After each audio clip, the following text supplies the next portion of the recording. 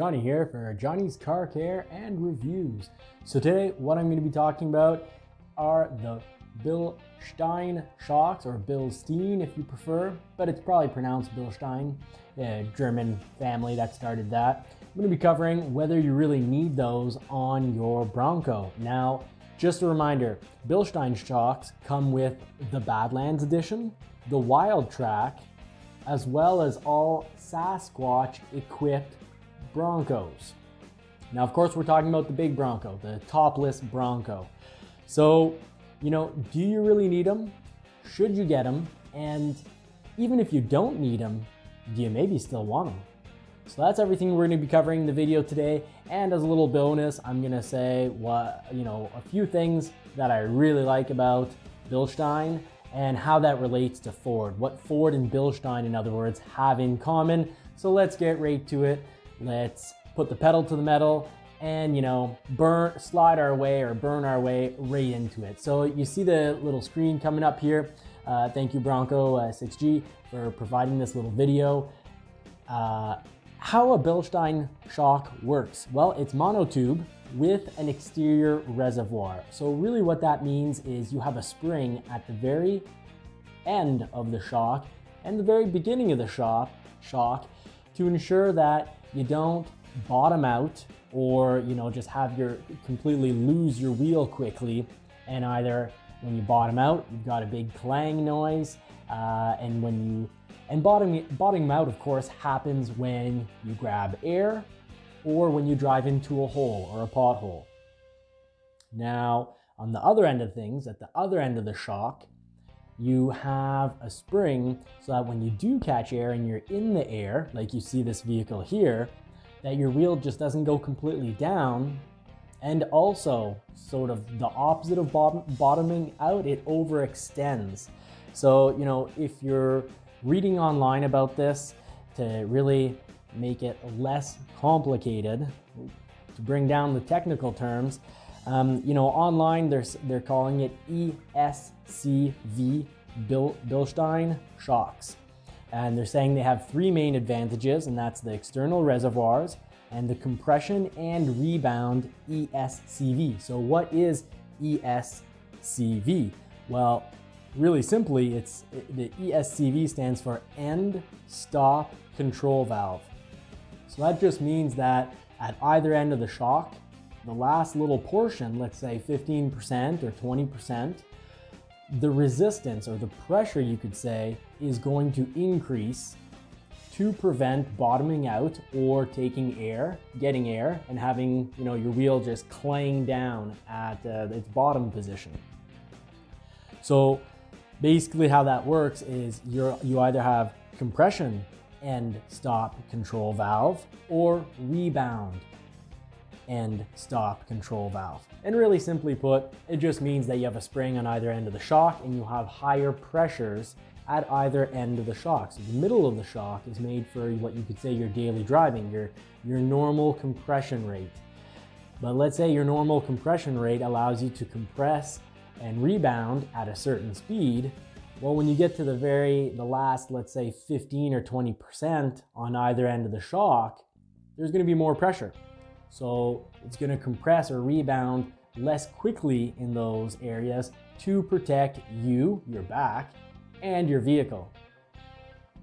Now, I hope that explains it. The extra reservoir, just put simply, it helps dissipate heat. It also takes in extra liquid from the shock or puts liquid back into the shock when needed based on how you're driving. So I'm not going to go into further detail with this because there's multiple more technical videos that could spend maybe 10 minutes or more talking about the technology behind the Bilstein shocks. But basically, it's a winning combo, how I feel about it. And, when do you need them?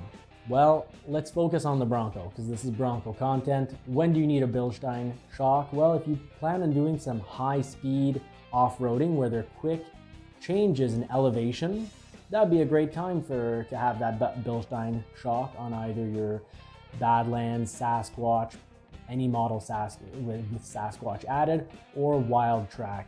It's also going to be good at slow speed. So right here, what we see in the video, that's what those shocks are for. It's to make it so that your wheel just doesn't get lost when you're in the air. It doesn't clang down and it doesn't bottom out when you land. So you need them if you're off-roading at quick speeds. It's also very useful if you're off-roading at low speeds. That's when you need it. But here's my argument. You might want it just the same.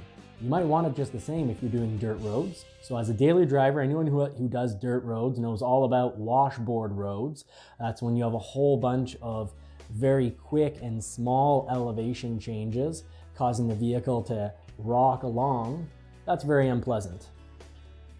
Also, dirt roads tend to get washed out and have potholes, so it's going to give you a smoother ride.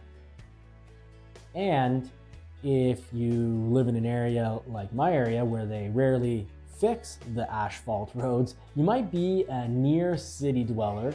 Not necessarily, well, even some cities potholes are awful, like Michigan or Montreal. You're still gonna have a better ride, so you might want it just the same. Now, of course, if you're leasing, there's not a huge monthly price difference between, let's say, a Badlands that has those Bilstein shocks and any lower model where you've added Sasquatch. So that's something to consider.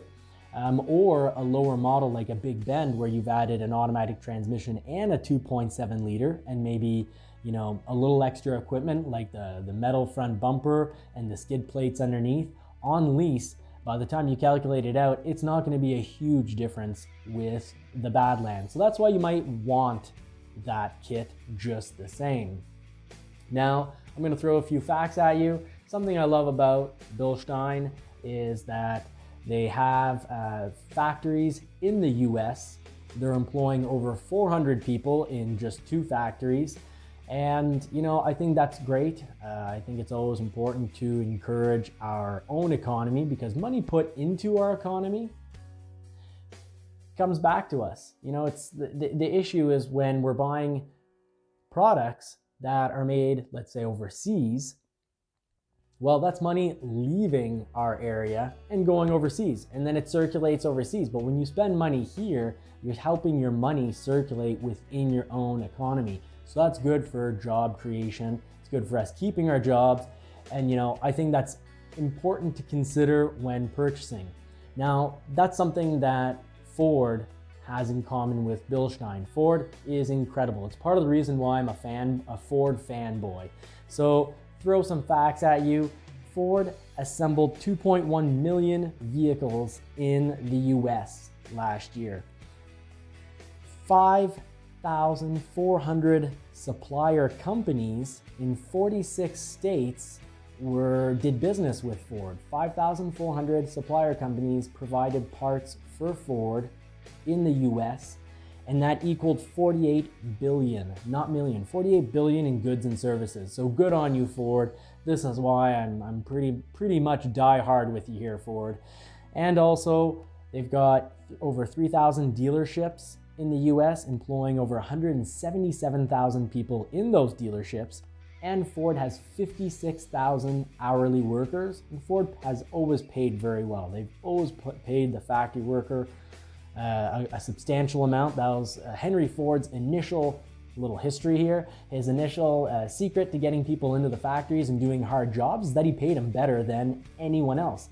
You know, back then it was scandalous. They thought he'd never survive and that, you know, he's just going to get destroyed based on how much he was paying his employees. He also invented the weekend. So pretty cool guy. Thank you. I'm on my weekend. It's Easter Monday. So here I am making this video, that partly thanks to Henry Ford giving us the weekend, creating the weekend, and high wages. And also, you know, in Canada, Ford employs a total, if you look at the dealerships and the Ford employees, 27,600 employees. So what can I say? Ford is sauce, you could say.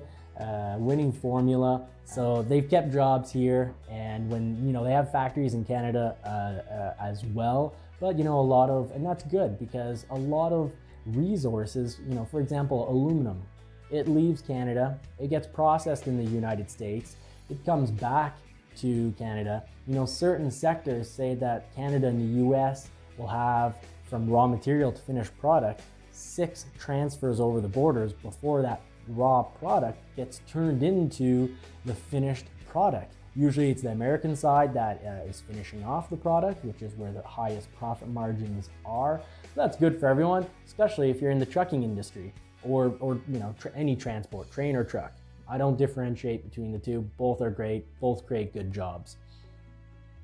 So we're gonna go into the garage so I can tell you a little bit more about, you know, Ford has a race history that's very rich. So does Bilstein. Bilstein was just, you know, killing it in races in the 60s and 70s, just like Ford. So we're gonna go to the garage to really know how I feel about all this. So I'm bringing this into the garage, and it's Husqvarna. I figure it's made in the US, Europe, or Canada. And what do I see? I can't believe it. Holy smokes, it's made in China. Are you kidding me? You're just breaking my... I had to have him in the car because, well, he loves the wind in his hair and his little toupee as much as I do. So I couldn't be in here filming in the vehicle without him barking and making, you know, quite the ruckus. So I've hopped him in the car. I'll have to take him for a little ride later on. Ford, of course, is doing a much better job at that, and I'll get into the numbers, but they're quite impressive. Well, my point in all this is that when I'm driving around in the summer with my Mustang and my top down, at the lights, people often stop me and say, "Hey, nice dog there. Nice Mustang, sweet looking Mustang." And I'm pretty proud that my Mustang starts with the number 1 in the serial number, and that's a very important number. That's being number 1, and that means it's built in the USA. It's built in Detroit. Now, the Bronco, I look forward to either looking eye to eye with other drivers or looking down at them. And I might be looking down at them because when they say, "Hey, nice little dog, nice topless Bronco, looking cool," I can say, "Hey, neat, new truck that you've got there. Where'd you get it?" When they're all proud to say that they bought it locally, I can remind them quite possibly that their truck actually was not made in the USA because its serial number starts with the number 3, and that means it was made in Mexico, and that makes it not your truck because it's not quite helping out our economy. Now, there's a lot of trade that goes on in the US and Canada, so even if your serial number starts with the number 2, as certain Ford products do, well, there's a lot of trade and a lot of exchange of goods and finished products that go on between Canada and the US. So you're still doing good for small families, small businesses. Ford has 5,400 American fabricators delivering them parts for the assemblage of their vehicles. Now, the big topless Bronco, it's going to be fabricated on rich Detroit soil, and that's something I'm pretty excited about. And they're providing quite a few jobs in Canada. So if your serial number starts with the number 1, really important number, that means it was made in the USA. If it starts with the number 2, so if your vehicle's a number 2, well, it was made in Canada, and that's okay too, because lots of trade goes on in between Canada and the US. Often Canada will have the raw materials, such as aluminum, or steel. It'll get sent off to the United States, get turned into something that is a much bigger profit margin fabricated product. And then, you know, in the case of certain Ford products, a much smaller number of jobs are created by Ford in Canada, but still very important for the Canadian economy. Now, those finished products come back into the Ontario factories and get assembled into some vehicles. And that's a-okay by my standards. So if you want to be really proud and feel great about what you drive because what you bought is going to help out people like you in your economy and help us all out, why don't you consider getting a Ford?